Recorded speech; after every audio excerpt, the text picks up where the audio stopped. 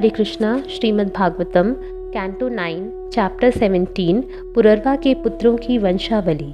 सुखदेव गोस्वामी ने कहा, पुररवा से आयु नामक पुत्र हुआ, जिससे नहुष, क्षत्रऋद्ध, रजी, राप तथा अनीना नाम के अत्यंत शक्तिशाली पुत्र उत्पन्न हुए। हे महाराज परीक्षित, अब क्षत्रवृद्ध के वंश के विषय में सुनो।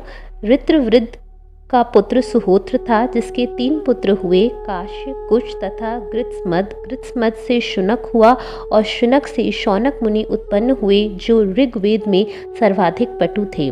काश्य का पुत्र काशी था तथा उसका पुत्र राष्ट्र हुआ, जो दीर्घतम का पिता था। दीर्घतम के धन्वंतरी नामक पुत्र उत्पन्न हुआ, जो आयुर्वेद का जनक तथा समस्त यज्ञ फलों के भोक्ता भगवान वासुदेव का अवतार था। जो धन्वंतरी का नाम याद करता है, उसके सारे रोग दूर हो सकते हैं। धन्वंतरी का पुत्र केतुमान हुआ और उसका पुत्र भीमरथ था। भीमरथ का पुत्र दीवोदास था और उसका पुत्र द्युमान हुआ, जो प्रतरदन भी कहलाता था। द्युमान को शत्रुजित, वत्स, ऋतध्वज तथा कुवलयाक्ष नामों से भी जाना जाता है।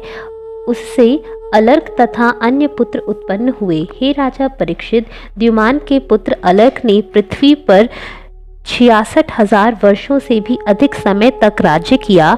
इस पृथ्वी पर उनके अतिरिक्त किसी अन्य ने युवक के रूप में इतने दीर्घ काल तक राज्य नहीं भोगा।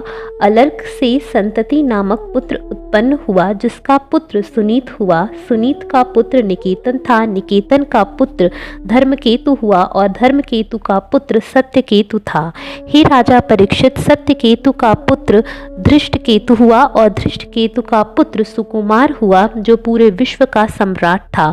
सुकुमार का पुत्र वीतिहोत्र हुआ, जिसका पुत्र भर्ग था और भर्ग का पुत्र भार्गभूमि था। हे राजा परीक्षित, ये सारे राजा काशी के वंशज थे और उन्हें ऋतधृद के उत्तराधिकारी भी कहा जाता है। राप का पुत्र रभस हुआ। रभस का पुत्र गंभीर और गंभीर का पुत्र अक्रिय कहलाया। हे राजन, अक्रिय का पुत्र ब्रह्मविद कहलाया। अब अनीना के वंशजों के विषय में सुनो। अनीना के पुत्र का नाम शुभ था और उसका पुत्र शुचि था। शुचि का पुत्र धर्मसारथी था, जो चित्रकृत भी कहलाता था। चित्रकृत से शांतरज नामक पुत्र उत्पन्न हुआ, जो स्वरूप सिद्ध व्यक्ति था, जिसने समस्त वैदिक कर्मकांड संपन्न किए। फलतः उसने कोई संतान उत्पन्न नहीं की। रजी के 500 पुत्र हुए, जो सारे के सारे अत्यंत शक्तिशाली थे।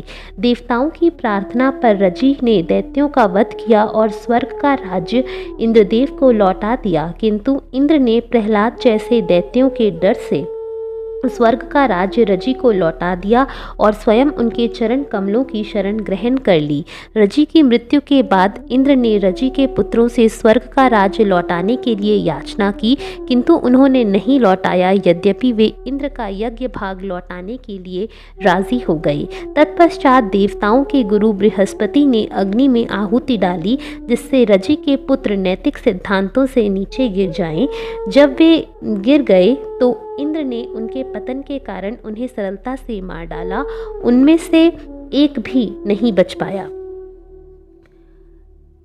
क्षत्रवृत्त के पौत्र कुश के प्रति नामक पुत्र उत्पन्न हुआ। प्रति का पुत्र संजय, संजय का पुत्र जय, जय का पुत्र कृत और कृत का पुत्र राजा हर्यबल हुआ। हर्यबल का पुत्र सहदेव, सहदेव का पुत्र हीन, हीन का पुत्र जयसेन और जयसेन का पुत्र संकृति हुआ। संकृति का पुत्र जय अत्यंत शक्तिशाली एवं निपुण योद्धा था।